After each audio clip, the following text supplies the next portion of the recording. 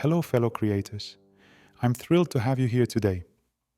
We're going to delve into the world of CAD files, specifically how to export them for efficient rendering. Trust me, it's not as daunting as it sounds. Let's get started, shall we? First things first, your solids need to be tessellated before you even think about rendering. Consider this step as a little health check for your surfaces and shapes. It's vital to ensure they're defined properly and translated correctly between software.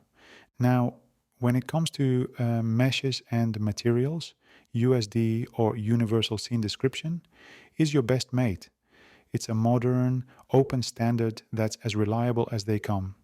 If your CAD software has not yet a USD export option, you can export through a software package like Keyshot. If you're working with CAD software like SolidWorks or Rhino, I'd recommend grouping components based on their functional or physical relationships. It's like organizing your sock drawer. It just makes everything easier to find.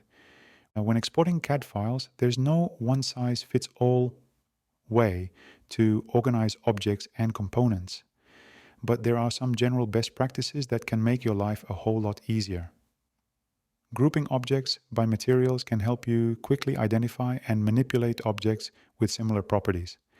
And assigning clear, descriptive names to objects, well, that's just good housekeeping.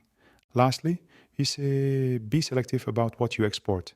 Only necessary objects or components should make the cut. It's like packing for a holiday. You don't need to take everything with you. Now let's address some potential pitfalls. In the worst case scenario where all objects become part of a single assembly, don't panic. Your software can still interpret the order correctly, or the model can be split later if needed. It's all about striking a balance between reorganizing the project for export and not spending excessive time on organization without adding substantial value.